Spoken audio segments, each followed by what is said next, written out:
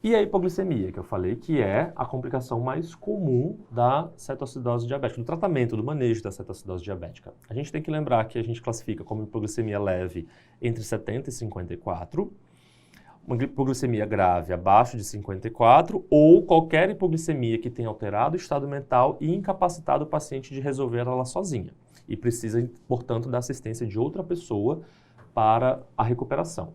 Lembrar que esses valores são um tanto quanto arbitrários, porque pacientes não diabéticos podem tolerar níveis de glicose mais baixos e pacientes diabéticos podem tolerar menos. Então, um paciente idoso, diabético franco, longa data, com doença arterial coronariana, que faz uma glicose de 69, uma hipoglicemia leve, mas eu me preocuparia muito com esse paciente, ok? Então, a gente tem que individualizar esses riscos também, os fatores de risco.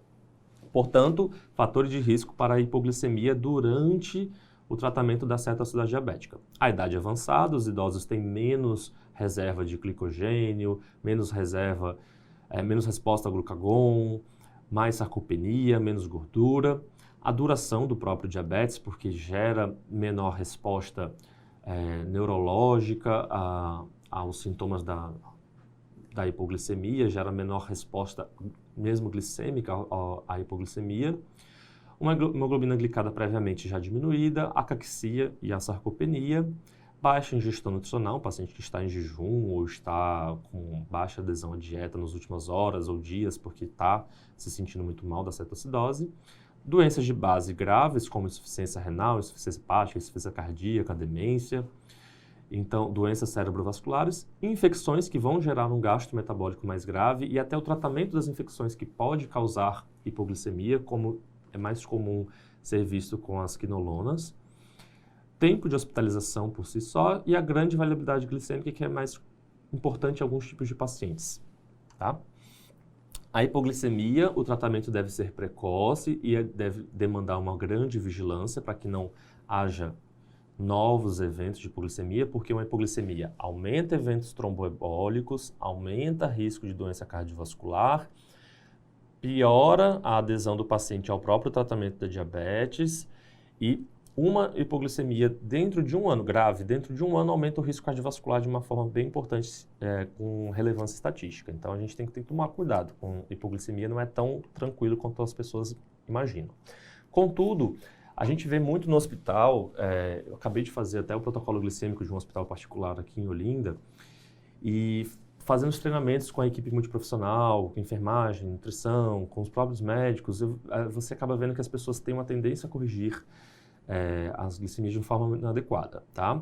Então, se o paciente estiver consciente, estiver alimentando-se pela boca, via oral, estiver tranquilo, você pode administrar o carboidrato de absorção rápida, ou pode ser até mesmo a própria ampola de glicose, 50%, se você não tiver um lanche disponível ali rapidamente, que pode ser diluído, ou então pode ser 2 colheres de sopa de açúcar refinado, ou pode ser 2 colheres de sopa de mel, por exemplo, tudo isso diluído e bebido rapidamente para melhorar. Lembre-se que a gente às vezes é muito agressivo no hospital, mas se o meu paciente do consultório tem uma hipoglicemia em casa, ele não vai em casa, garroteia o braço, pega um gelco e faz uma glicose hipertônica na veia periférica. Se ele tem uma hipoglicemia, ele está bem orientado, ok, em casa, mas com alguns sintomas, ele vai lá e vai se alimentar de um carboidrato de rápida absorção, certo? E vai ficar bem e vai checar a glicose novamente dali 15 a 20 minutos, para ver se ela melhorou. E vai repetir o processo, vai organizar a dieta e daí por diante. Se o paciente consegue fazer isso em casa, ele também pode fazer isso no hospital. Então, tentar ser mais parcimonioso, até porque a dieta via oral, a absorção via oral dos carboidratos, diminui o risco de reincidência da hipoglicemia posteriormente, tá?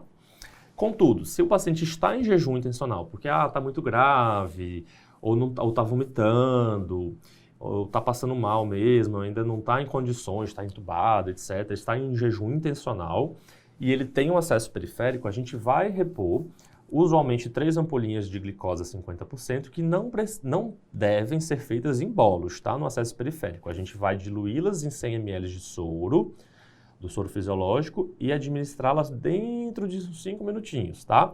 Porque se a gente administrar na veia periférica uma dose de bolos de glicose, a gente pode fazer uma escleroterapia, que é aquilo que os cirurgiões vasculares fazem na perna de quem tem varizes, né?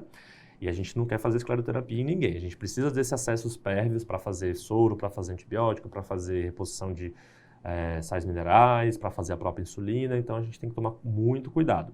Claro que a gente tem que ter bom senso para conseguir estabilizar o paciente e diferenciar gravidades. O paciente teve uma hipoglicemia leve, pouco sintomática, mas está de jejum, a gente vai fazer uma dose bem baixinha e com calma, com parcimônia e reavaliando. O paciente convulsionou por causa de uma hipoglicemia, eu já peguei um paciente convulsionando, tinha um catéter de diálise que não estava sendo usado, peguei 15 ampolas e foi até parar de convulsionar. Isso pode acontecer, são situações extremas, eu espero que nenhum de vocês nunca passe por isso que eu passei.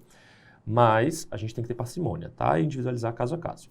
Se o paciente tiver uma hipoglicemia grave, gravíssima, e estiver em torpor, não tiver acesso, não tiver nada disponível, a gente pode fazer o glucagon intramuscular ou subcutâneo. O glucagon vai fazer com que haja liberação das reservas de glicogênio finais do fígado, especialmente, e vai liberar um pouquinho de glicemia enquanto você corre para corrigir essa hiperglicemia e conseguir um acesso. Teoricamente, em acessos pickline de implantação já central ou acessos centrais, podem ser feitos glicoses hipertônicas, mas mesmo nessas situações eu ainda oriento a fazer um pouquinho de diluição em insulina de 50 ou de 100, ok? Muito importante vigiar e vigiar a causa. Foi excesso de insulina? Foi uma infecção? Foi uma falta de comida? O que aconteceu? Uma administração equivocada da bomba? Hipoglicemia tem que ser avaliada por um médico toda vez que acontece para impedir que haja novos eventos, ok?